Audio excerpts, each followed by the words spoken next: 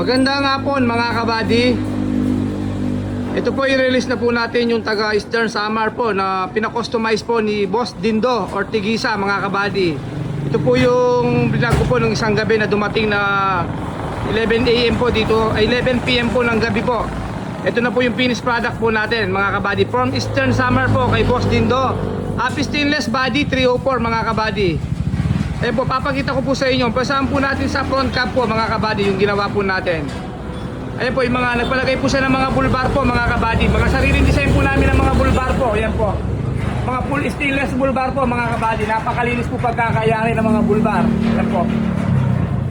Ay Boss Dindo Ortigisa ng Eastern Samar mga kabady.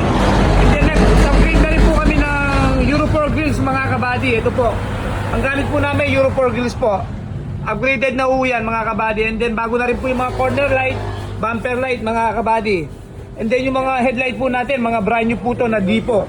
Hindi po plastic ito mga kabady. Ang kagandahan po nito, glass po na original na Dipo. Hindi po nagdidilaw yan. Napakaganda klase po ng mga glass na headlight po. Yan po yung unit ni Boss Dindo mga kabady. Nagpalagay na rin po siya ng big side mirror. Yan po.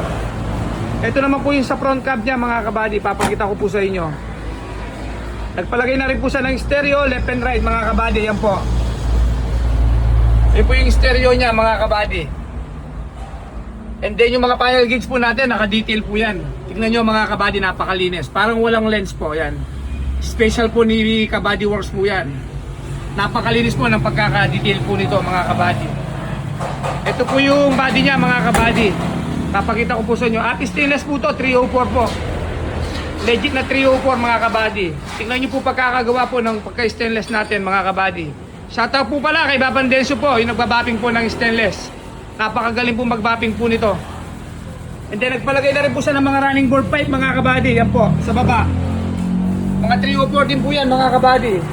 Legit 304 po tayo. And then nagpalagay na rin po siya ng mga ilaw sa baba. Ang purpose po nito mga kabady sa park light po sa gabi. Sumasama po yan sa park light mga kabady. I-release po natin today kay Boss Dindo Ortigisa ng Eastern Samar mga kabady.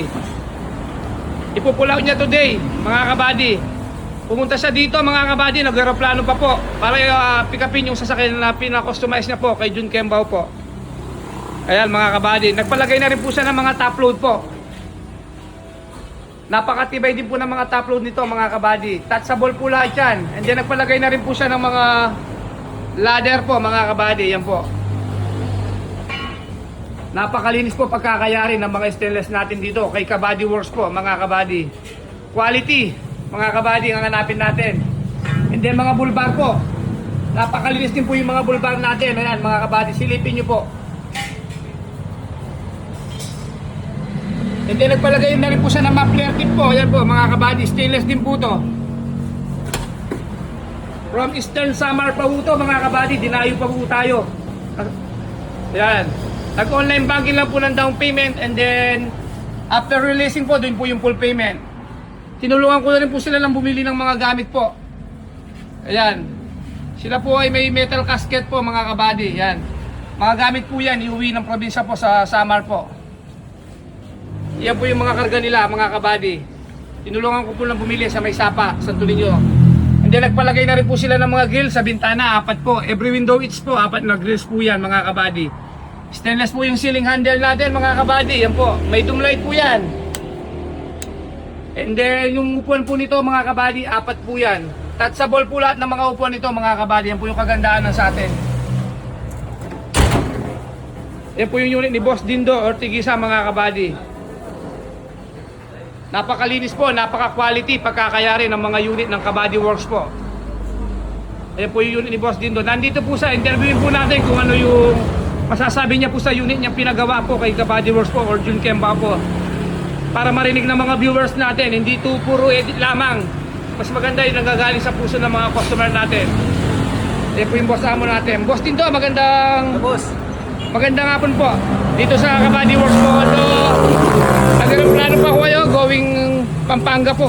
Ipupulaw natin yung unit po. Kumusta po naman po yung biyahe nyo papunta dito, boss? Actually, okay naman. Kaya lang, sa Tacloban kami natulog kagabi para makahabol kami ng oras ang flight namin. Kasi ay alas 5, 15 yung, yung flight.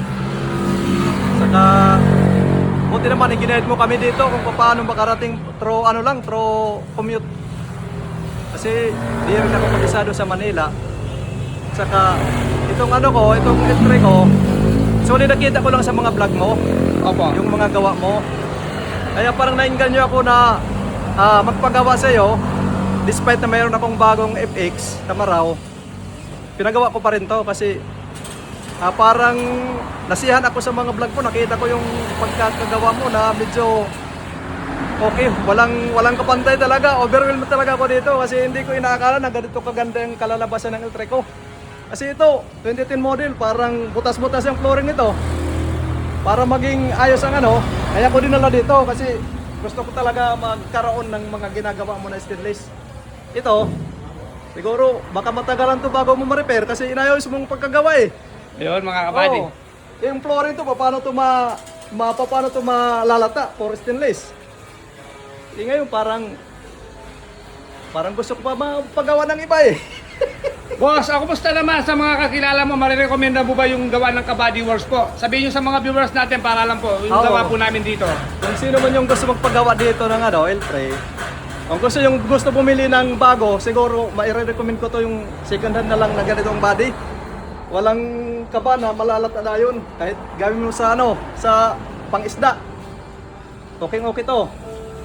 Yung mga nagugulay dyan, maganda talaga ang outcome ng gawa ni Kabady Works. Oh, makikita mo naman, parang hindi mo mahalata yung mga nadugtungan ng stainless. Ang ganda talaga ng gawa nila, oh.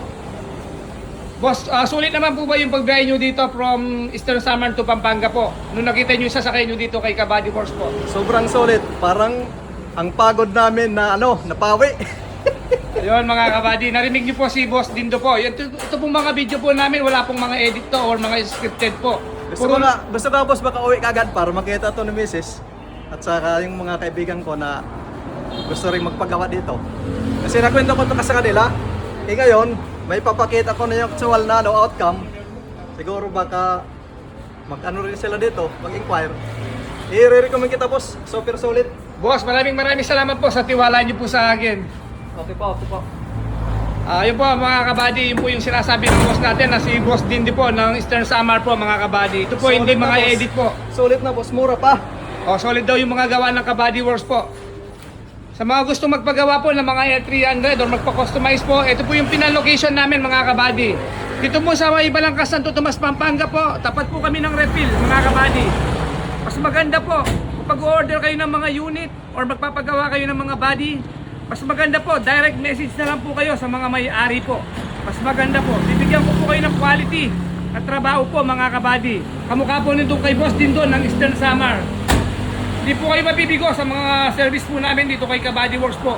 Boss. Ang advantage po namin dito, mga kabady, kami po mismo ang gumagawa ng mga body namin. Hindi po namin pinapagawa sa mga iba po, kami po ang mga tumitira po dito. Shoutout po sa mga pinakamagaling natin latero dito mga kabady. Ang kapatid ko po si Ramil Kembao po mga kabady. Ang fabricator niya po si Henry Muwan mga kabady. Shoutout na rin mga kabady natin dito, yung mga pentor po natin, ayun. Si JR Salerio po mga kabady. Po yung kapatid ko po na napakagaling na latero po. Shoutout din kayo Arnold Oliado mga kabady. Po yung mga kasamahan po natin dito sa Kabady Works po. Maraming salamat po sa lahat po na nagtitiwala po sa atin. Boss, baka may pahabol ka pa. Uuwi na lang kami. Ayun mga kabady, sobrang satisfied po yung may-ari nito. Talagang ginawa po namin yung best namin dito para maging ibang look po yung sasakyan niya. Boss, akala ko hindi kasama to eh. Nakatint na pala oh. Ayun, Thank nakatinted. you boss, thank you. Ayun. Akala ko kapag papatint ito pero sobrang solid oh. Ayun mga kabady, sobrang tuwang-tuwa yung may-ari nito, si Boss Dindo. Although napakalayo yung biyahe niya, pero